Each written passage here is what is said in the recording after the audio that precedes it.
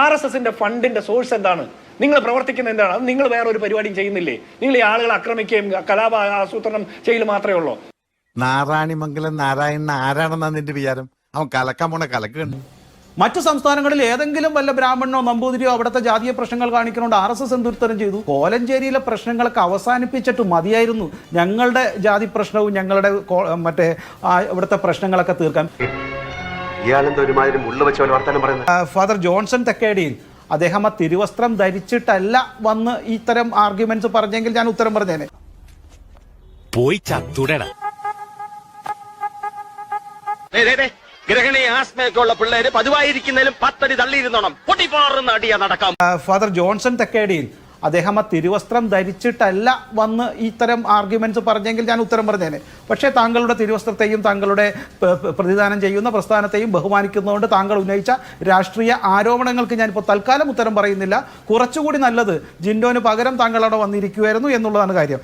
ഈ പറഞ്ഞതിന് വേറൊരർത്ഥം ഇല്ലേ?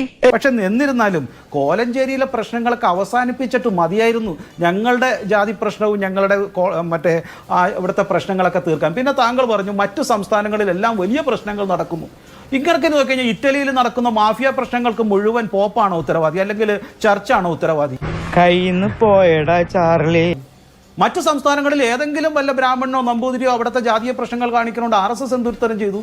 അപ്പോൾ അതൊക്കെ ഞങ്ങളുടെ തലയെ കെട്ടിവെച്ച് താങ്കൾക്ക് മാത്രം ഒരു ഉത്തരവാദിത്വം ഇല്ല എന്ന് പറയുന്നത് നിരുത്തരവാദിത്വപരമാണ്. ഇത്തരം വലിയ സ്ഥാനങ്ങളിൽ ഇരുന്നുകൊണ്ട് ഇത്തരം മോശമായ ആർഗ്യുമെന്റ്സ് ഇറക്കിയാൽ ഞങ്ങൾക്കും അതിനുള്ള ഉത്തരം പറയേണ്ടി വരും. പരമശിവം സ്പിരിറ്റ് എടുത്താൻ തുടങ്ങിയിട്ട് കാലം കുറച്ചായി. ഇതുപോലെ പല വെല്ലുവിളികളും നേരിട്ടിട്ടുണ്ട്. ഞാൻ ചോദിക്കട്ടെ, മതം മാറ്റുക എന്ന് പറഞ്ഞാൽ നിങ്ങളിപ്പോൾ പറഞ്ഞല്ലോ മതപരിവർത്തനം നടത്തുന്നത്, എന്താണ് നിങ്ങളുടെ കയ്യിലുള്ള തെളിവ്? നിങ്ങൾ ആ ഛത്തീസ്ഗഡിലെ 2 കന്യാസ്ത്രീമാരെ അവിടുത്തെ കുറച്ച് സംഘപരിവാറുകാർ റെയിൽവേ സ്റ്റേഷനിൽ പിടിച്ചു വെച്ച് അക്രമം നടത്തി പിടിച്ച് ജയിലിലിടുന്ന സാഹചര്യം ഉണ്ടായി. ഒരു കുറ്റവും ചെയ്യാതെ 2 പേര് ജയിലിൽ കിടന്നില്ലേ കുറേ ദിവസം? നീതിബോധം എന്നുള്ളത് നിങ്ങൾക്കുണ്ടോ? എന്നിട്ട് എന്തായിരുന്നു അവിടെ മതപരിവർത്തനം? എന്തായിരുന്നു നിങ്ങൾ ആക്ഷേപിച്ച കുറ്റം? അതെല്ലാം തെളിയിക്കപ്പെടുന്ന സാഹചര്യമുണ്ടോ?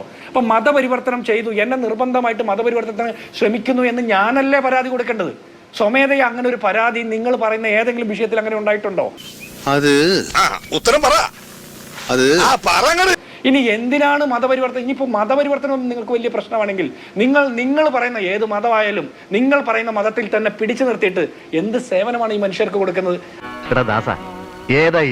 ഒരൊറ്റ കാര്യം കൂടി ജിൻഡോ പറയുന്നുണ്ട്, റഷ്യയിലും ചൈനയിലും എന്തുകൊണ്ട് ഇന്ത്യക്കെതിരായി പ്രവർത്തിക്കുന്നു? അവിടെ നേരെ സ്റ്റേറ്റ് മാത്രമാണോ? ഡീപ് സ്റ്റേറ്റ് എന്നുള്ള പ്രയോഗം അത് BJP RSS ഉണ്ടാക്കിയതാണോ? അത്തരം രാജ്യങ്ങളിലെ ചില രഹസ്യ സംഘടനകൾ ഇന്ത്യ തകർക്കാൻ ശ്രമിക്കുന്നുള്ളത് BJP അധികാരത്തിൽ വന്നതിന് മുമ്പ് ഇത്തരം സ്റ്റേറ്റ്മെന്റ് ഉണ്ടായിരുന്നില്ലേ? ഇനി എന്തിനാണ് മതപരിവർത്തനം? ഇനിയിപ്പോൾ മതപരിവർത്തനം നിങ്ങൾക്ക് വലിയ പ്രശ്നമാണെങ്കിൽ നിങ്ങൾ പറയുന്ന ഏത് മതമായാലും നിങ്ങൾ പറയുന്ന മതത്തിൽ തന്നെ പിടിച്ചു നിർത്തിയിട്ട് എന്ത് സേവനമാണ് ഈ മനുഷ്യർക്ക് കൊടുക്കുന്നത്? എന്താന്ന് ഇപ്പൊ പിടികിട്ടിയായിരിക്കും. അവർക്ക് വിലക്കയറ്റിൽ നിന്ന് ഒരു ആശ്വാസം കൊടുക്കുന്നുണ്ടോ? പട്ടിണി മാറാനായിട്ട് ഒരു ആശ്വാസം കൊടുക്കുന്നുണ്ടോ? അവർക്ക് തൊഴിലില്ലായ്മ പരിഹരിക്കാൻ ഒരു ആശ്വാസം കൊടുക്കുന്നുണ്ടോ? പെട്രോളിയം നികുതി ഭീകരതയിൽ നിന്ന് കൊള്ളയിൽ നിന്ന് അവരെ രക്ഷിക്കുന്നുണ്ടോ? എല്ലാവരെയും ഒരുപോലെ കാണുന്നുണ്ടോ? അതങ്ങോട്ട് 8 മടക്കി മടിക്കുത്തിന് താഴെ വെച്ചോണം. ആദിവാസികളെയും ദളിതരെയും പാവപ്പെട്ടവരെയൊക്കെ തല്ലി ആൾക്കൂട്ട വിചാരണയൊക്കെ നടത്തി കൊല്ലുമ്പോ നിങ്ങൾ അവരെയൊക്കെ ഒരുപോലെ കാണുന്നുണ്ടോ? പിന്നെ നിങ്ങൾ എന്തിനാണ് നിങ്ങൾ മതത്തിൽ നിൽക്കണമെന്ന് നിർബന്ധിക്കുന്നത്? ഇനി ഞാൻ ഒരു കാര്യം കൂടി, അഭിലാഷം, RSSന്റെ അക്കൗണ്ടബിലിറ്റി എന്താണ്? RSSന്റെ ഫണ്ടിന്റെ സോഴ്സ് എന്താണ്? നിങ്ങൾ പ്രവർത്തിക്കുന്ന എന്താണ്? അത് നിങ്ങൾ വേറെ ഒരു പരിപാടിയും ചെയ്യുന്നില്ലേ? നിങ്ങൾ ഈ ആളുകളെ ആക്രമിക്കുകയും കലാപ ആസൂത്രണം ചെയ്യൽ മാത്രമേ ഉള്ളൂ. നിങ്ങളും പറയുന്നുണ്ടല്ലോ ഞങ്ങൾ അത് ചെയ്യുന്നുണ്ട്, ഇത് ചെയ്യുന്നുണ്ട്, സാമൂഹ്യ പ്രവർത്തനം ചെയ്യുന്നുണ്ട്. നിങ്ങൾക്ക് ഈ ഫണ്ട് എവിടെ നിന്ന് വരുന്നു?